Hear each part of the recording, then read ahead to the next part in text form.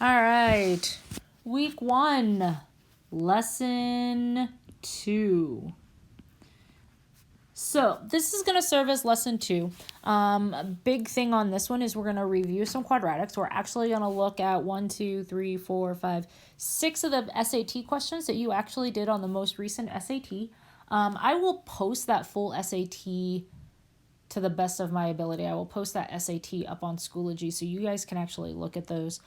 Some of us, we entered our answers into the computer and we were looking at those. But if you don't have them, that's absolutely fine. But we're going to review some quadratic equations.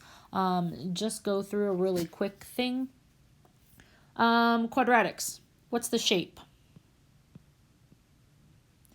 If you were excited and you shouted out while you were listening or waiting for me to write the word shape, quadratic, the shape of a quadratic is a parabola.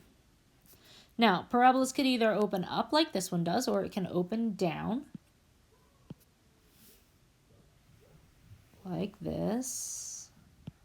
They can either open up or they can open down. But the key things here is that they have either a maximum value or a minimum value. Some of them have x-intercepts, some of them do not, and they usually do have a y-intercept. So, basic idea of quadratic is the shape of it is a parabola, indicating that something is going up and then coming back down, or going down and coming back up, as far as looking at that. Now, this page should look very familiar to us because we used it on our last test, but these have our key features of quadratics and being able to write them in there. We also had in here the distance formula, or the quadratic formula, and using that to help us solve the equations. We talked about factoring, quadratic formula, and graphing as ways to solve quadratic functions. Remember, when we are solving a quadratic function, we are looking for the x-intercepts. So just a note.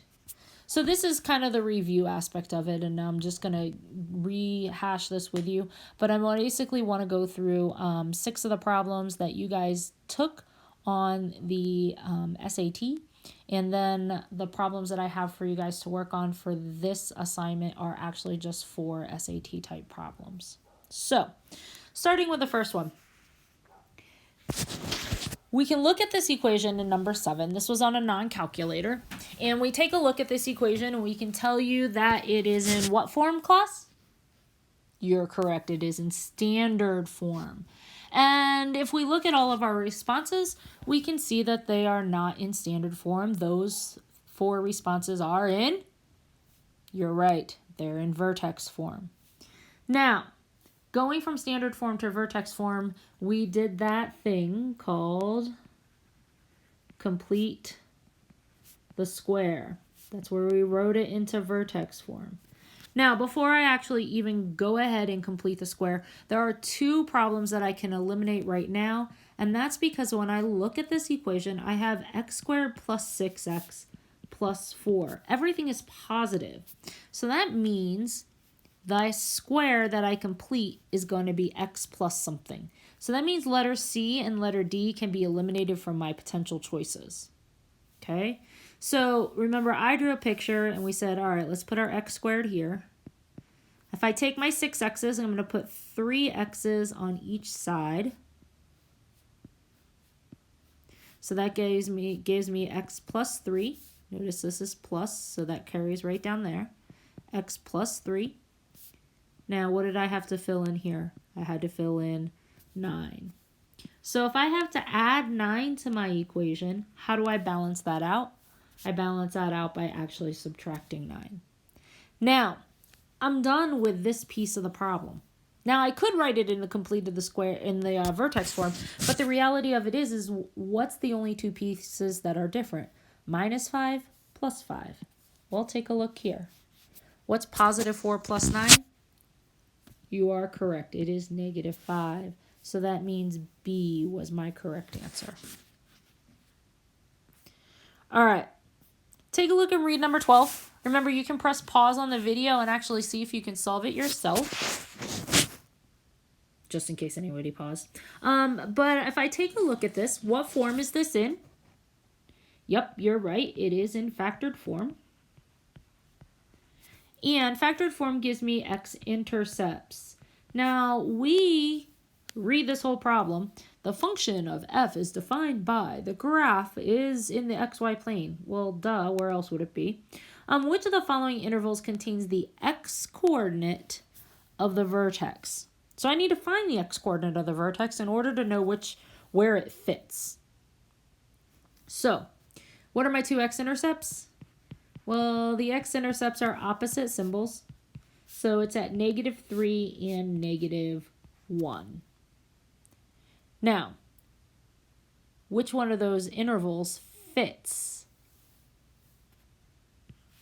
The x-intercepts being here, because where's our vertex?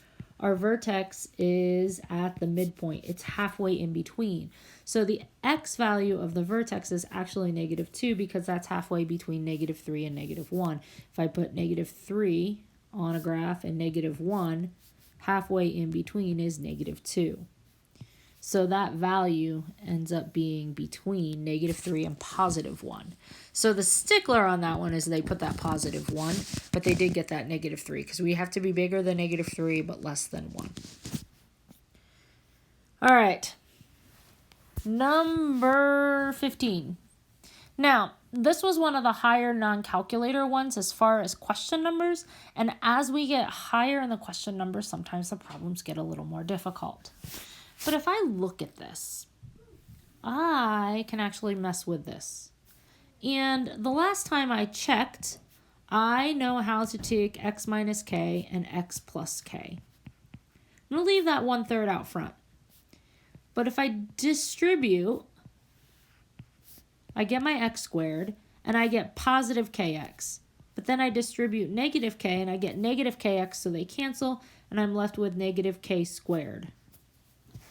Now I'm going to distribute 1/3 x squared minus 1/3 k squared. Well, here's the cool thing about that. We've got this 1/3 k squared, and it has to equal 2. So I'm going to do that math.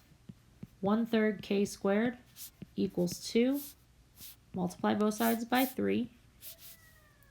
Not 2. By 3. K squared is equal to 6. K is equal to √6. My answer is letter D. All right, this one looks hard. It is no calculator, and it's on the free response, so that means we're actually looking for a number. The expression can be written in the form ay squared plus b, so basically simplify and find a and b, and then it wants me to add a plus b. Sorry, apparently people are walking by and screeching at the top of their lungs. So let's go ahead and actually do the simplification. We're going to distribute. We're going to keep our 7532 plus 100y squared. Distribute, and we get 100y squared minus 1100. You can use you can't use a calculator, but multiply by 10 just means you add a 0. Combine your y's and you end up with 200y squared plus 6432. Not too bad of a subtraction. I want to take a, the coefficient of y squared, and b, the constant, and just add them together. So I end up with 6632 as my final answer. All right. Now we're getting into calculator ones. See, I did put a calculator on there. I guess I don't have to zoom in because you guys aren't looking at it on the screen. You're just looking at it on your computer. So, this one's actually not too bad. I've got an equation, and I know one of the values of x. So I just want to find a.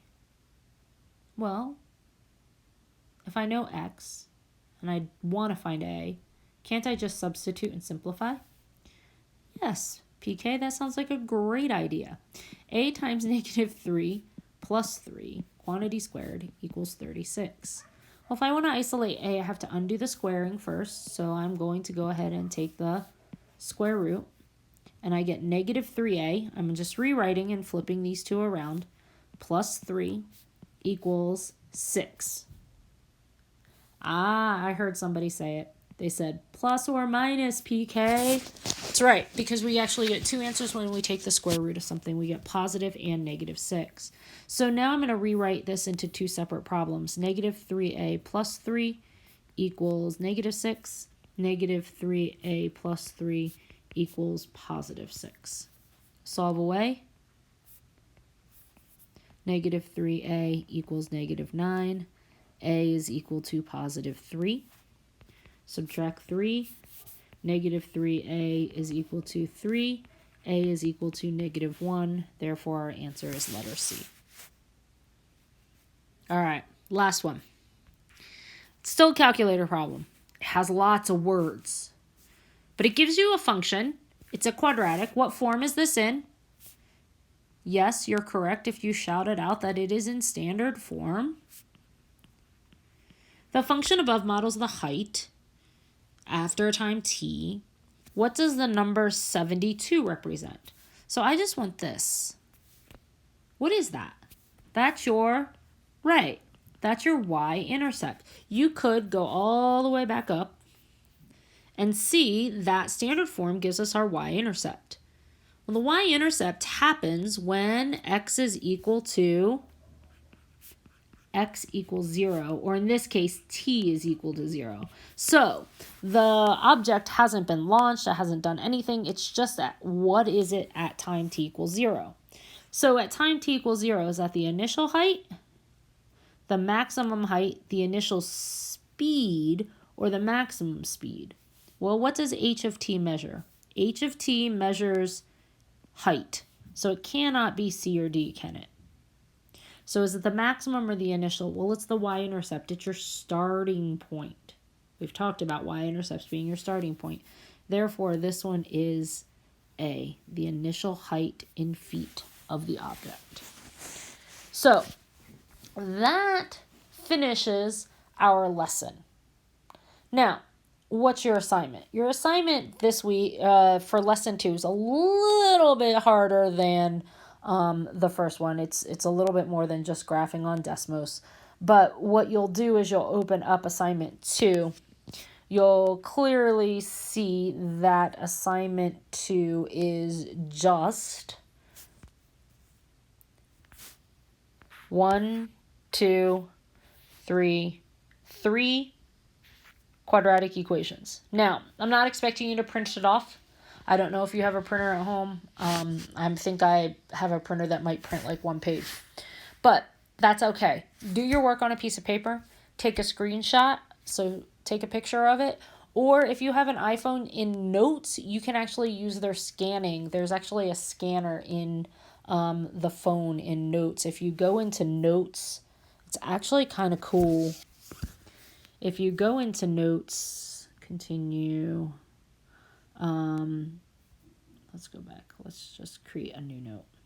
If you go into Notes, you can, I think you can put a picture. You can take a picture, so plus the plus, and scan document. You can come online, scan, and it keeps a scan of the notes. So then what you can see is it looks like that. Now that's a really bad one, but those were my notes today for today's video. So I'm going to discard that. So hopefully this makes sense of what I'm asking you guys to do. You can go back and rewatch these videos and look at these problems again. Again, today's lesson, I just wanted to get us to thinking back to quadratics, and then today's assignment is just to do 3 quadratic questions. So again, check on Schoology for my office hours. If you have questions, come online, ask me your questions, try to check in with me. I saw a number of you via Zoom, but I would love to see more of you. I miss you guys. I hope you guys are well.